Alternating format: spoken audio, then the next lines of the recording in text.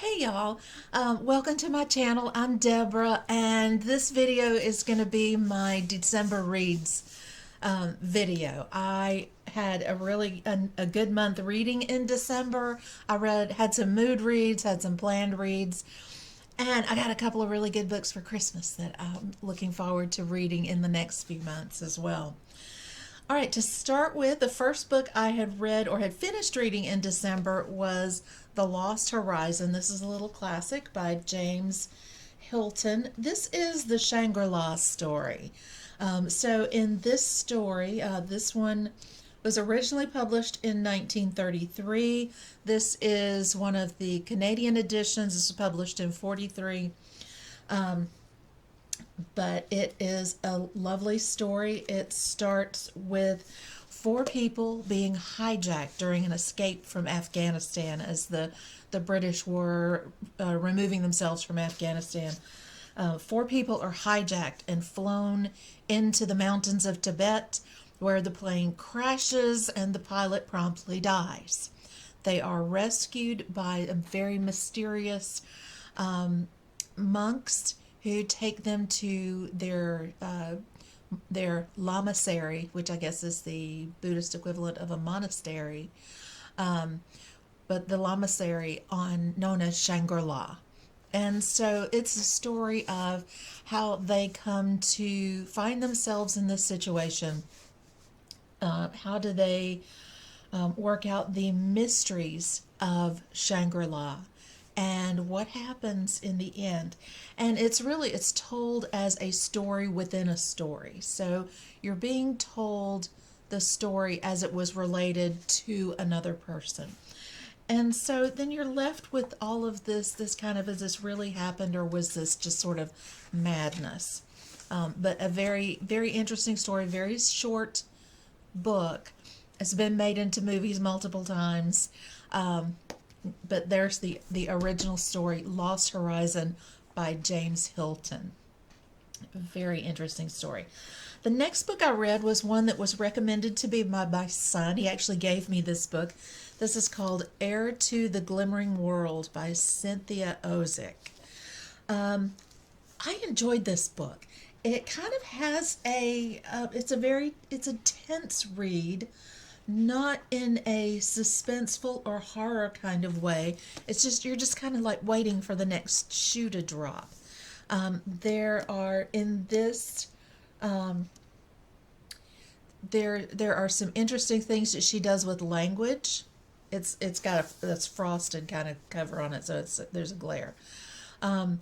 There's are sections of alliteration, and this is actually my son's copy that he gave me, and so I can see where he has underlined some areas of alliteration where he's made notes of things. And he wrote a note on about 2/3 of the way through the book where it was getting the book was getting tiresome at that point, because there's a section of somewhere between half and 3/4 where you kind of ready for the action to move on, and then it really does pick up right after that. But I wrote back to him, it is going on a bit here. So we're writing notes back and forth to each other in books that we loan back and forth. So that's kind of fun. It's a good story. The story follows Rosie, a young lady who has been orphaned. Her mother died when she was very young, and her father was just full of drama and made some bad life choices and ended up dying in a car crash. She is left to make her own way in the world in the 1930s, and she becomes assistant to a historian who has escaped from pre-war Germany, and it follows the development, the changes in the family, how they change the relationships between their benefactor. It's really hard to just kind of describe it, but it's very much worth a read. But it's called Heir to the Glimmering World by Cynthia Ozick. So that was the second thing I read. The next book that I read was One that's been on my list for a while, and I just kept, pick it up and put it down, pick it up, put it down. But I found the Guernsey Literary and Potato Peel Pie Society. I found it at the library for $1 on there. The Friends of the Library bookstore. I don't know why I waited so long to read this book. This is a wonderful, wonderful book. In fact, that's what I wrote in my journal. I have no idea why I waited so long to read this book. It is a very charming story. Um, a young lady is she's written one book and she's looking for ideas for another book, and she's been asked to write about kind of different things. And she ends up wanting to write a book about this group of people who had a literary society on Guernsey during World War II. And if you don't know about the Channel Islands, Guernsey was actually part of Europe, a part of England that was occupied by Germany during World War II. There were German soldiers on the island. They took over the island. And this is kind of their story of survival and making the best of things. And there's a little romance at the end, a little romance going on as well. But a very, very pleasant read. Netflix has made this into a movie that is currently available to watch. I have not seen it yet, so I can't say whether the book is better than the movie or the movie better than the book. My daughter says my daughter has seen the movie but not read the book, and she says the movie was as charming as well, that it was a good movie. So I'm going to have to watch that one. And maybe by next month I'll let you know which one is better, the book or the movie. Let me know what you think if you've seen them both. All right, so after that one, I kind of kept diving into the mood reads. My husband found this one for me at the library as well. It's called Duck the Halls by Donna Andrews, and she does a lot of stories. She's got a character named Meg Langslow, and that all takes place in this Virginia town in rural Virginia. And this story begins with her husband being a volunteer firefighter, a brand newly minted volunteer firefighter, gets woken up in the middle of the night to respond to what they believe is a fire at the Baptist church, and it turns out that the choir loft has been filled with a cage full of skunks, and now the church has been skunked. And so there are these series of animal pranks. There's skunks in the Baptist church. There's an enormous python that's let loose in the Episcopal church that crawls out of the greenery during Christmas Eve, during a Christmas concert.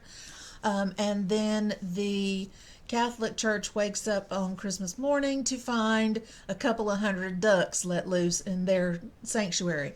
In the middle of all of that, there's a murder, because it's a mystery. It's a murder mystery. It's kind of a cozy. It's charming, funny, very quick read. Certainly not high literature, but it was a very nice, refreshing playtime. I enjoyed it very much. So this one brought to mind some books that I had already in my collection, so I pulled one of them out. This one is called The Alto Wore Tweed, a liturgical mystery. This is a series written by Mark Schweizer.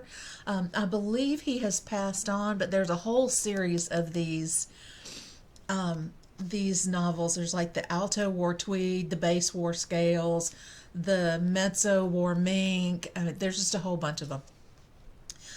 But the main character in this book is a chief of police / organist at the Episcopal Church. And if that doesn't sound like it could be rip-roaring fun, you've never been an Episcopal choir member. Really funny, especially if you have any history at all with liturgical churches. Very funny take on a murder mystery. So I have most of these books. I think there may have been one or two that he published, that were published before he died, that I don't have, but definitely on my list to complete the collection. So if you have a chance to find any of these books, you can find them on Amazon. Totally worth reading. I used to read them when I was a choir master. I have occasionally been known to pull them out and read them during stressful choir times. Okay, so my big read this month was The Secret History by Donna Tartt. This was supposed to be a buddy read with my daughter, but I couldn't wait for her, so I read it anyway. I understand the attraction of this book. It was an excellent book, very well written. The pacing is amazing, very nice. So this book is about a murder. Did you see something showing up? I tend to like murder mysteries. It's not a mystery, though. You know, it's not a whodunit, because the author begins with saying somebody was murdered and I was involved. And then the rest of the book is unfolding why it happened, how it happened, and what the long-term effects were on the people who were involved. Because it was a murder that was assumed to be an accident and went unsolved because nobody knew anything needed to be solved. This is the first book that I've really kind of annotated in a systematic way. It actually did help. Yellow was philosophical statements. Orange were aha moments or yikes moments. Reds were deaths. Greens were mysteries. And blue was the guy that was murdered being a complete jerk, being a terrible person. I really did enjoy this book. It's been a, this has part of been a trip. Donna Tartt has been given credit for starting the entire dark academia genre. I don't know that I buy that, but this book is, when you look at writings about the genre, they all come back to this book as a foundation in the genre. Okay, so that was what I have completed. I started reading, and I am still reading, The Moonstone by Wilkie Collins. So this is considered a classic.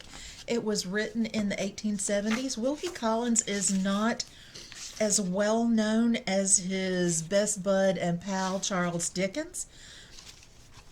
I don't know why, though, because very witty, very funny, very satirical, and he is very much one of the founders of the detective fiction. We want to give Poe credit for detective fiction based on short stories like Murders in the Rue Morgue, but to turn it into a novel, The Moonstone and The Woman in White by Wilkie Collins really do kind of are foundational texts for that genre. I am reading through, I'm about halfway through. Very funny in parts. He really does this is a story within a epistolary tale. So it's a theft of a diamond told from beginning to end by different people who were involved, who are telling the part of the story that they know. So you're getting different characters that were involved telling it through, a series of unreliable narrators, one of whom is very much satirized, the Victorian Ladies Charitable Society, good Christian evangelical lady that's got tracts to pass out to everybody. Very funny, very satirically described in here. And I will have a full review on The Moonstone next month for the January reads. All right, so that's everything I read.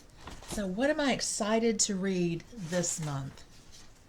I have a couple of different things I want to read. One is, I want to finish The Moonstone. I want to read Diary of a Young Girl by Anne Frank. I want to read these. And then I've got, this whole big shelf back here. Um, and then I have a couple of books that my son gave me for Christmas, which were really funny because I gave him the same books, exactly the same books for Christmas. So now we've decided that's a sign that that has to be a buddy read. So looking forward to Cloud Cuckoo Land and Demon Copperhead. All right, I will see you guys next month. Bye.